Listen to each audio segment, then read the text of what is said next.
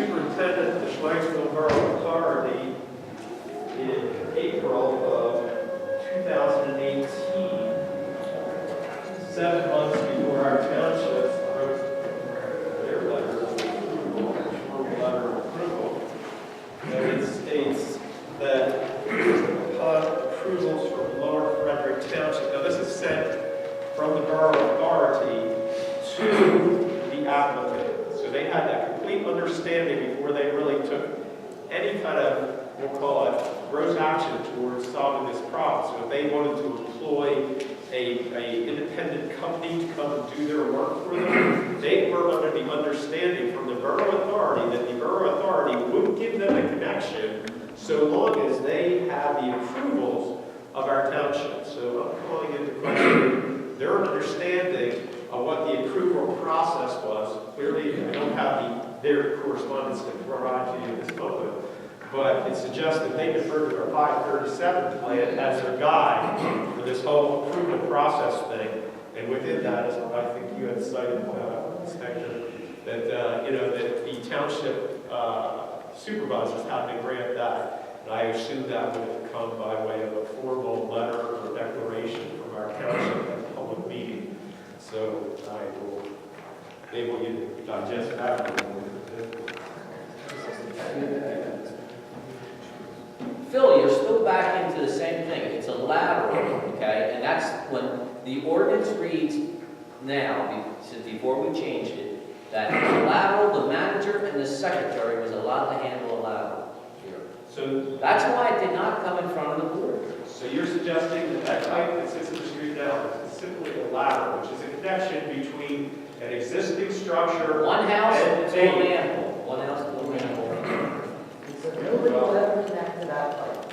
That's what they said. And I didn't say no. I said the borough's letter states that no one else is allowed to connect as of this time. He has said it too. Or Well, last meeting, Carol told us that the plan that she was familiar with called for an 1.25 inch pipe. And I did read one of these letters that said that somebody requested that they increase the size of it. What would be the reason for that? I mean, some places it's 1.25 inch, 1.5 inch, or 2 inch. I mean, it happens. I wasn't involved in it. Well, the letter says the reason they wanted to increase is in case they needed to put more people bailout systems on. In case That's correct. There was a thought that potentially there might be other people connected, which was the reason to upsize it. Somebody came up with that. Bob Burns, Riverville Road. Just curious, with all Carol's involvement on this project for 104, it doesn't sound like the only thing that the homeowners did is got a road opening permit from us. How's Carol's time being covered on her building for this project? Well, I see your point on that, yes. Well, I mean, if she reviewed the plan, if she sent a letter, if she had emails back and forth with Kevin Tobias, I mean, there's 3-4 hours right there. So, and if Tommy goes out there tomorrow and looks at something, how are we going to get compensated for his time to go out there and look? Yes. Now it's too late because it's still. It's backfill, yeah. Brian, would you like to- Brian Hill, 11 Ziegler Road. As much as I really do appreciate the people that have spoken this evening and really being diligent on our ordinances, I get a sense that you're really not concerned with the community. You're really concerned about ordinances. We need to consider community as much as we consider ordinances. We do and will continue to have people in our community that need assistance. You may call it hardship. If you want to live in my house, you can call it hardship for 15 years. But there are other people other than myself in this community that need some solution, regardless if it's a grinder pump, or if it's a gravity-fed pipe, or a pumping station. We're a community. We are not individuals. We are a community. So I would ask on behalf of those who are struggling to come up with a solution for their property, that you would have an open mind, that you would consider the ordinances and also a solution. That's all we're asking. We're not asking you to give us something. We're asking you to help us with something. And I appreciate the bill for, again, being diligent. Phil?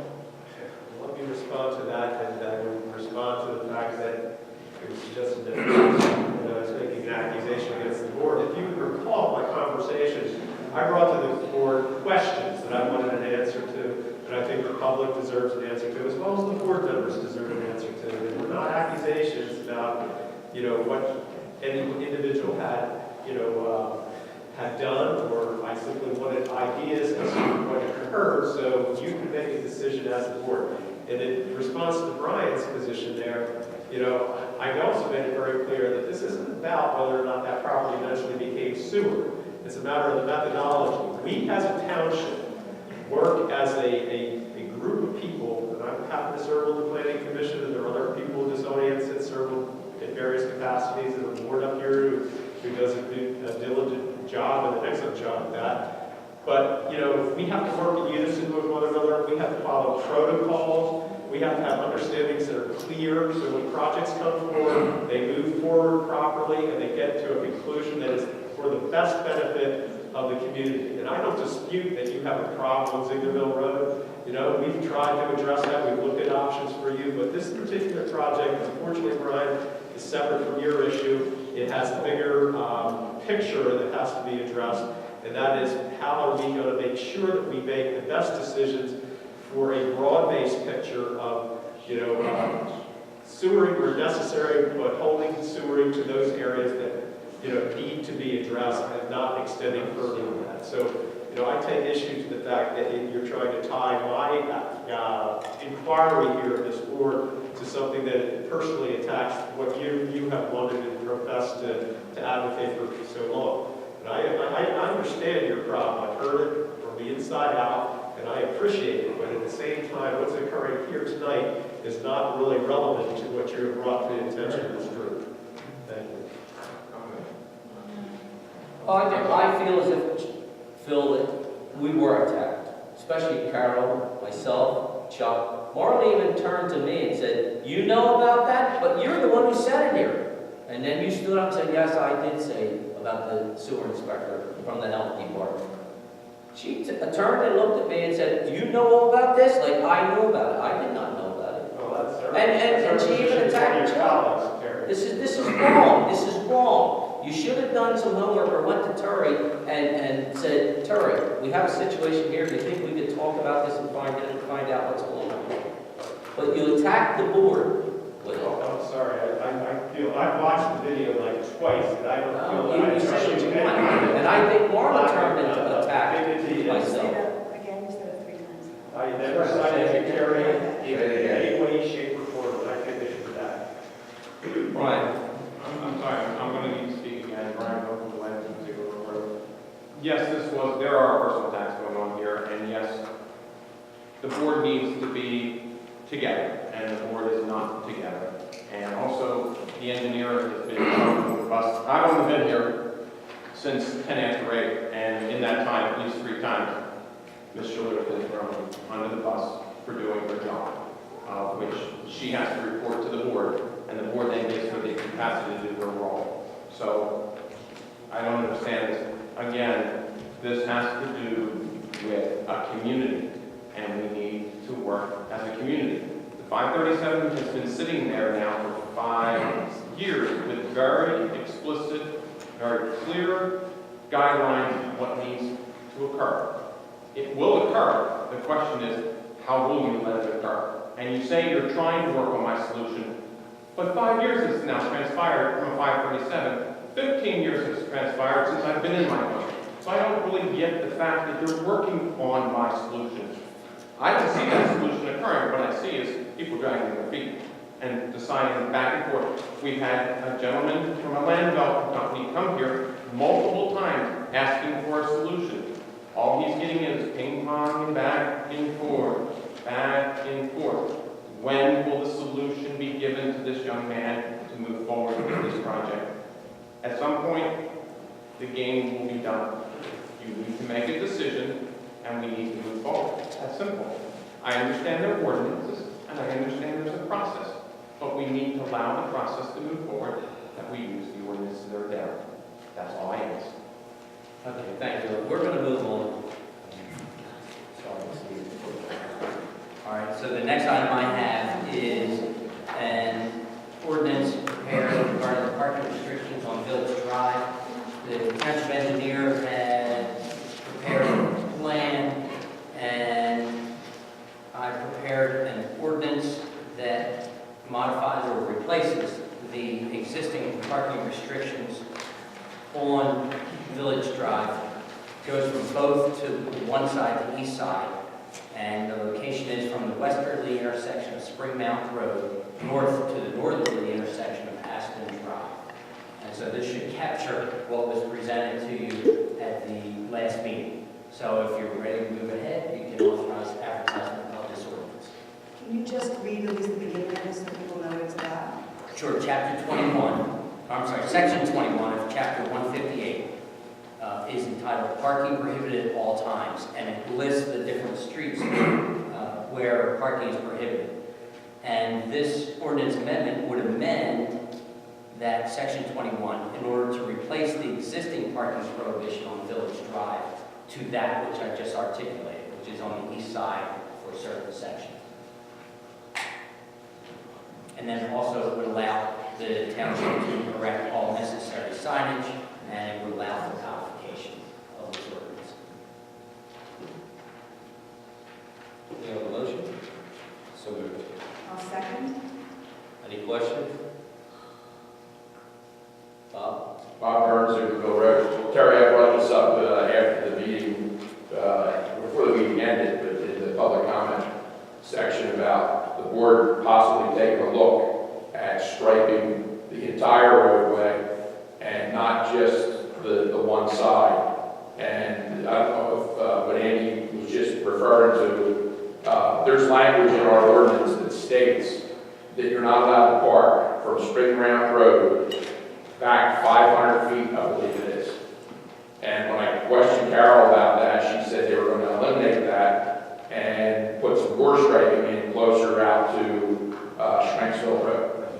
So I believe right now there's two signs out there coming out, Village to Spring Mountain, and probably a distance of less than 200 feet. So it doesn't even really encompass what the ordinance previously stated.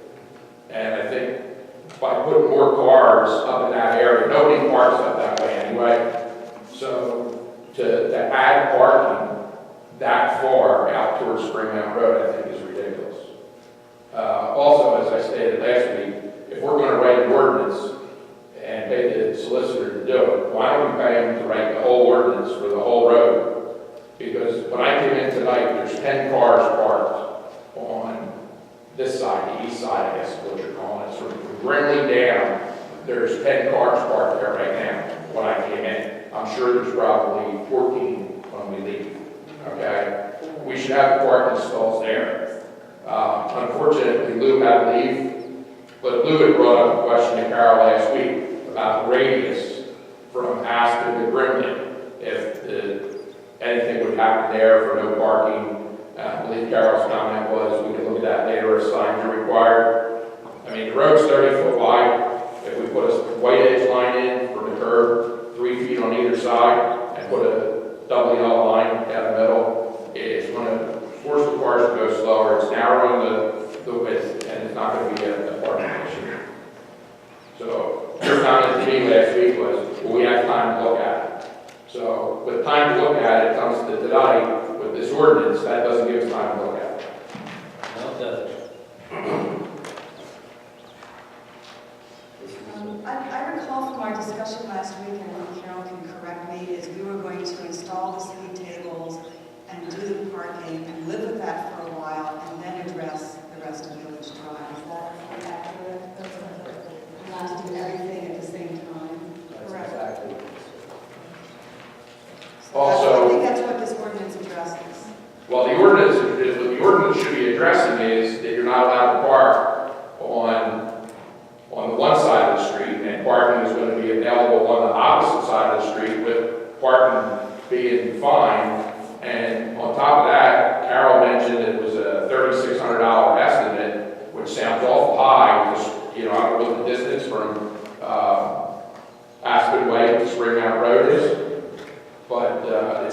awful high, $3,600 for that. Now, if that money also includes the striping for the speed humps or tables or whatever, that should be broken out so that everybody here is not looking at it and saying, oh my God, look how much money we're spending on this.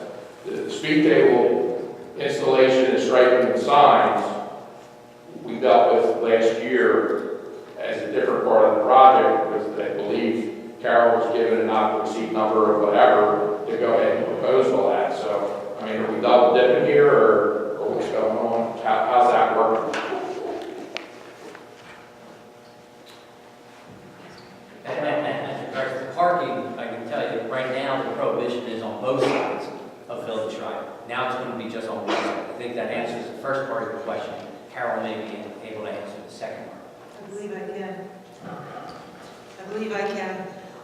So the quote was, the first quote was received from Guidemark for just the speed tables, and that was $1,000. The next quote that was received was based on unit prices for the bore striping, the center line striping, and the pavement markings for the parking. And when we add those unit prices against the lines that are drawn on the plan, we came up with $3,500 and some change. So if the board would like to proceed with that painting, it's on a unit price basis, and I would suggest that the board authorize, if they want to proceed, that they authorize the Guidemark quote with a not to exceed number such as $4,000. Should we look at another quote before we proceed? That's up to you. I don't know what you're talking about. I know that Tom was trying to schedule paving of the speed tables. Guidemark's fine, Marla, as far as their pricing, that's not a concern. I mean, the one thing I didn't take into consideration was the core striping. Is it 4-inch white core striping, or is it It's wider than that. wider? It's not thermoplastic, right? It is thermoplastic for the first one. That's why I thought it was It will stay. okay. Make a motion to accept. You want to do this here, this one first, or we're ready for a vote? Yes. Yeah. There's already a motion on the table, second, so aye. Aye. Aye. Okay, takes care of that. Make a second motion now? Yes. I will make the second motion for the striping of Guidemark, All pavement markings. all pavement markings. in the Not to amount exceed. of- if Not to exceed $4,000.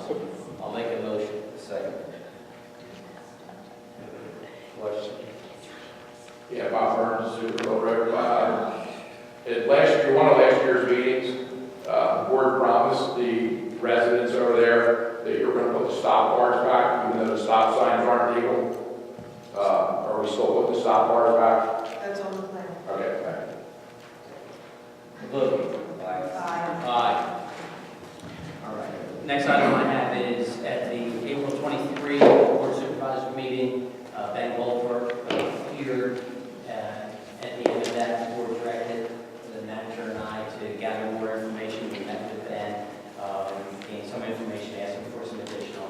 We'll meet with him on something. So nothing really to report at this point. Copeland Park, if you recall, you authorized me to obtain 2 appraisals in that land swap situation. We're fine on the 1 appraisal. We need to come in under 25 so that we don't have to spend a lot more money for a formal appraisal. The second parcel is located higher. What we're going to do is do a workaround so that we have an appraisal for a lesser piece than we require quick subdivision on, but it should be, that is the quickest way to get there. So that's just a quick update for you, and that's all I have. Thank you. Thank you.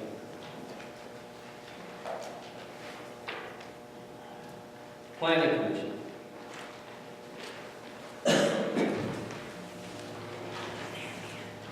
Anthony's Planning Commission, we first talked about compromise. We are happy.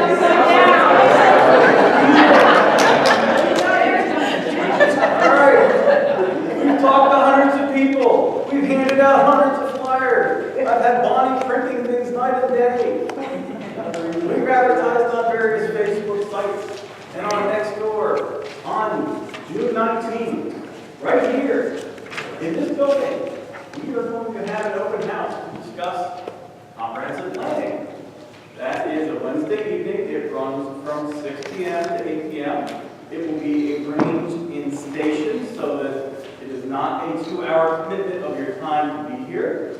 We are looking for residents to come out and be part of the process, to learn what's going on in the township, like you haven't already, and also to give feedback to the township, because this comprehensive plan is very important to our community. This is where we're going to talk about the issues we're talking about tonight, but this plan will be sort of a roadmap to where we're putting our emphasis in the next 20 years and what we want our township to look like 20 years from now. And, of course, we're going to have, Brian, what are we having? Food! Free food! There you go! Free food! So, we are looking for people to come out, appreciate it. We're also going to have some work groups set up so that people who want to be more involved can participate in those work groups. Okay, and those work groups will help us write this plan. This is going to take months to do. So this is a big deal, but if it's done correctly, it will be a very good thing for our township. So please come out and please let people know that this is going on if you know other people who might be interested. Thanks. If you have any questions, we do have an email. It's Lower Frederick 2040. That's the name of our plan here. And Lower Frederick 2040 at lowerfrederick.org. Thank you. So that's the plan. Now, Planning Commission. So, Planning Commission, let's see. You guys got a way to go. We finished our last meeting at 10:50 p.m. How about that?